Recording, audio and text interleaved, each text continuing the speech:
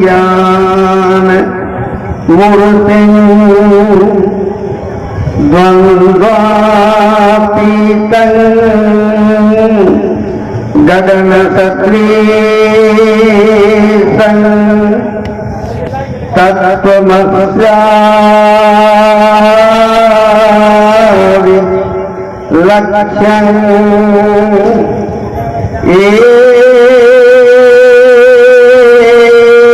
एकमनित्यं विमलवचनं सर्वधीशास्ति भूतलं भावातीतं गगनसदृशं तत्त्वमस्याभिलक्ष्यम् एकनित्यं विमलमचलं सर्वधीशास्ति भूतं भावातीतं त्रिगुणरहितं सद्गुरुं तं नमामि। धर्म धर्म जग भूतिया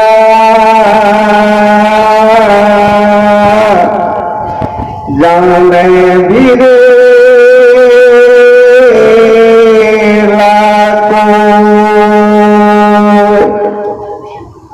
धर्म धर्म जग भूतिया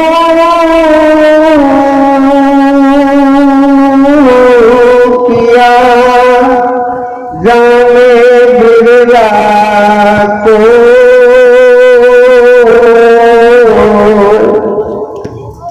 मनवत कर सुकृत्य जो धर्म कहा तो सर्वप्रथम सदगुरु कबीर की सदनारविंद गुरु बंदगी पश्चात इस मंच पर विराजमान परम पूज्य जो सत्यान यज्ञ का संचालन कर रहे हैं हमारे श्रद्धे परम श्रद्धे जयंती पूर्व भट्टा महात्मा जी, इससे पूर्व कहा कि आत्मा साहेब नेपाल साहेब ये सबसे हमारे जो प्रज्ञान ज्ञान स्वरूप आचार्य परम श्रद्धे रचना हुए मंच पर विराजित जितने भी महात्मा गण हैं, सामने में बैठे जितने संत वैरागी हैं, महात्मा हैं, आगे बैठी जितनी माता बहन है और यहाँ तक इस घर विस्तार जगत से मेरी आवाज पहुंची है, सभी के चरणों में सारे संसार के लोग इस मानव तन पाकर व्याकुल है धर्म बटोरने में, सारे लोग धर्म बटोरने में लगे हैं। और लेकिन सदगुरु कबीर ने यज्ञ की साक्षी में कहा कि धर्म को कोई जानता है, सारे लोग धर्म को नहीं जानते, जो धर्म जानता है उसे संसार के लोग पागल और मूढ़ समझते हैं, क्योंकि धर्म जो प्रतिस्थापित कर दिया गया है लोगों की नजर में, बहुत सारी चर्चाएं चली है, यज्ञ है, हवन है, ये बाह्याडंबर के जितने कृत्य हैं उस सबको धर्म कहा गया है। कुछ खाए कुछ पिए किसी प्रकार से रहे, उनका आचरण कुछ भी हो, खेत के कुछ भी हो, वो अपराधी से अपराधी हो। आप हम लोगों ने देखा देखा है, आंख से देखा है, जो हत्यारा होता है वह भी जाकर के पूजा पाठ करता है, घंटों घंटों भगवती की आराधना करता है, रात में जाकर डकैती करता है, किसी को शूट कर देता है, किसी को कुछ कर देता है, इसको भी धर्म कहा जाता है। सदगुरु कबीर ने कहा कि ये सब धर्म नहीं है। धर्म वही है जो मन में हो वही बोले, लेकिन बोले उसी को सुकृत्य के रूप में। कुछ तो ऐसे भी लोग होते हैं जो मन में किसी की हत्या करने की बात रहती है, वह बोलता भी है, लेकिन वह सुकृत्य नहीं है, अच्छा कार्य नहीं है, कल्याणकारी कार्य नहीं है। इसलिए हम लोग जानते हैं धी धातु में जब मन प्रत्यय लगता है तो धर्म बनता है। इसका अर्थ ही और धर्म, जो हम धारण हमने धारित है, जो हमारा चरित्र होना चाहिए, जो हमारा चरित्र है वही हमारा धर्म है। इसी को लोग नहीं समझते। हमारे सदगुरु कबीर के बारे में जितने नन कबीरपंथी, हम लोग कहते हैं कबीरपंथी लोग, इतने बाह्याडंबर में भटक गए हैं जिसका हिसाब नहीं। जिस चीज को कबीर दर्शन ने, सदगुरु कबीर ने मनाई थी, उसी में बजे हुए। और नन कबीरपंथी तो कहते ही हैं कि कबीर पथ वाले लोग धर्म नहीं मानते। एक मुंडक उपनिषद का मैं मंत्र कह करके मैं थका भी हुआ हूँ, 1-1.5 किलोमीटर से आया हूँ और आकर कुछ घुमा फिरा भी हुआ, आराम भी उतना नहीं कर सका हूँ। मैं एक मंत्र मुंडक उपनिषद का कहता हूँ, उसका अर्थ संक्षिप्त में करके आप लोगों के ऊपर जजमेंट छोड़ देता हूँ कि सदगुरु कबीर ने कितनी अच्छी बात कही है।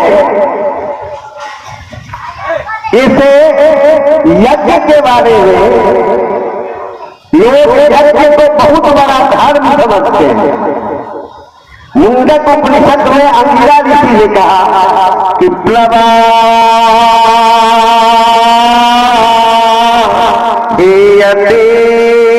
अदृढ़ा यज्ञ रूपा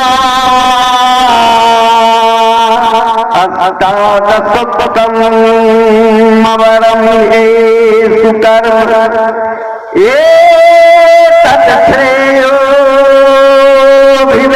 तत्श्रेयोभिनन्दन्ति मूढा जना मृत्युमतु पुनरेवाप्यन्ति अविद्यायामन्तरे वर्तमाना स्वयं धीरा पंडितम इत्यभिमन्यन्ति बाला जनधन्यमाना पर्यन्ति मूढ़ा जरा मृत्यु पुनरेवाप्यन्ति। ऋषिवर ने कहा कि प्रवाहेयते, नौका हीन हो गई है, अतृप्ता कमजोर हो गई है। अब किस नौका के बारे में कहते हैं तो यज्ञ रूपी नौका है, जो हमारे कुछ तथाकथित जो पंडित वर्ग है वो जो यज्ञ को महान समझते हैं, उसके बारे में अंगिरा में ऋषि ने कहा कि यज्ञ रूपी नौकाएं कौन यज्ञ था?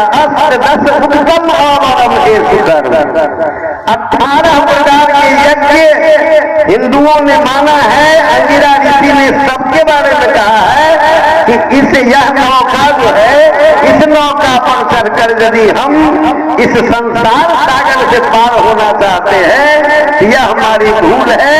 यह नौका कमजोर हो गई है, टूट फूट कर करके बर्बाद हो चुकी है। इस नौका पर हम पार नहीं हो सकते, क्योंकि इसके कर्म इसके जो क्रिया है, इसके इस यज्ञ के जो करने वाले और कराने वाले दोनों, यजन कराने वाले और यजन करने वाले दोनों के दोनों निम्न कार्य को करते हैं। वर का मतलब श्रेष्ठ होता है। हम लोग देखते हैं कि शादी में जो लड़का जाता है उसका नाम हम लोग वर रखते हैं। वर इसलिए रखते हैं कि उस रोज के लिए सबसे बड़ा वही होता है, सबसे श्रेष्ठ होता है। नाना दादा परदादा सब चला जाए बाराती और लड़का यदि नहीं जाए तो वहां ठहरने किसी को नहीं देगा। कहा आप लोग आओ चाहे नहीं आओ, वर का होना जरूरी है। इसलिए वर का अर्थ ही होता है श्रेष्ठ। अवर माने नीच, अब ये कर्म, क्योंकि जो यज्ञ है इसके कर्म बहुत निम्न है। एतत् श्रेयो अभिनंदन की मूढ़ा, इस यज्ञ को जो श्रेष्ठ मानते हैं वो समझ लो मूढ़ है, मूर्ख है। जरा मृत्यु मते पुनरे वापयंती स्वयं अविद्या या मंत्रे वर्तमाना, वे स्वयं पंडित जो होते हैं अविद्या में पड़े रहते हैं। अविद्या या मंत्रे वर्तमाना वयं धीरा पंडितम कित्तिवी मन्यंति वाला, वे अपने को धीर गंभीर अत्यंत ज्ञानी समझते हैं। जनधन्य माना पर्यंत मूढ़ा, अंधे नहीं मिलिए माने था अंधा। और यजमान और यज्ञ कराने वाले पंडित दोनों की जो स्थिति होती है उसके बारे में कहते हैं कि उन दोनों की वही स्थिति होती है जो अंधे नहीं विनिये मान यथा अंधा। जिस प्रकार अंधा अंधे को रास्ता दिखाने के लिए ले चले और दोनों जाकर के कूप में गिर पड़े, यही हालत होने वाली है। इसलिए तय चीज है, सदगुरु का जो दर्शन है वो सारे शास्त्र वेद उपनिषद पुराण का निचोड़ है, सार ग्रंथ है, सारवाणी है उनकी। और उनके अनुसार धर्म सुकृत्य है। धर्म का धर्म एक, जैसे हम लोग हिंदी में पढ़ते हैं व्याकरण के बारे में कहते हैं कि व्याकरण उसे कहते हैं जो भाषा की सारी गलतियों को पकड़ के शुद्ध बोलने, शुद्ध लिखने इत्यादि का जो ज्ञान देता है। व्याकरण एक व्यवस्था है भाषा का, ठीक उसी प्रकार धर्म जो है वह हमारे जीवन की व्यवस्था है। जब हम कुकृत्य की ओर बढ़ जाते हैं तो समझ लीजिए हम धर्म की रेखा को पार कर रहे हैं और यह धर्म कभी भी नहीं हो सकता। लेकिन बहुत सारे लोग और जितने अधिक पढ़े लिखे लोग हैं, मैं तो यही कहूंगा कि अत्यधिक पढ़े लिखे लोग और भी कुछ विचारते उचारते नहीं है। सदगुरु कबीर का एक महामंत्र है, करहु विचार जाते सब दुख जाए। हम विचार यही करते हैं। हमको कोई कह देता है कि इस पोल को प्रणाम करो, हम पोल को प्रणाम कर लेते हैं। विचारते नहीं है कि इस पोल को काहे हम प्रणाम करें।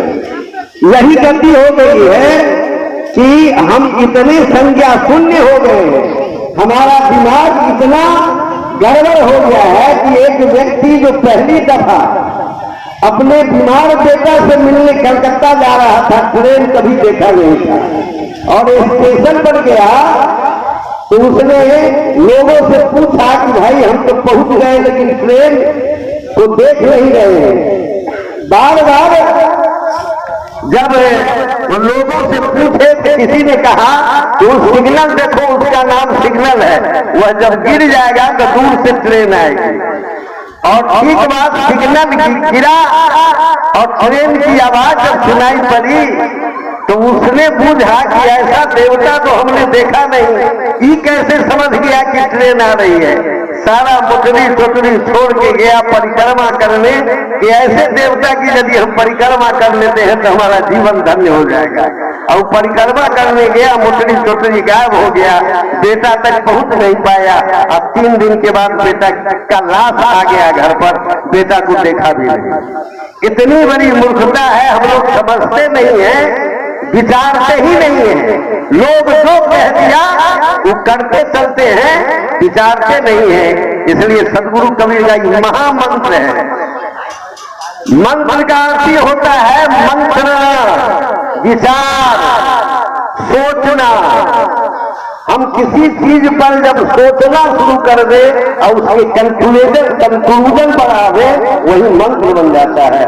अपने से श्रेष्ठ एक ही बात मैं कहूंगा कि हम लोग सोचे, श्रेष्ठ लोगों की वाणी को सुने, उत्तिष्ठता जागृता प्राप्य बड़ा निबोधता, उठ जाए, अज्ञानता से उठ जाए, मूर्खता की नींद में जो सोए हुए हैं उनसे जग जाए और अपने श्रेष्ठ लोगों की वाणी को सुनकर अपना कल्याण करें। इन्हीं चंद शब्दों के साथ मैं अपनी वाणी को विराम देता हूं।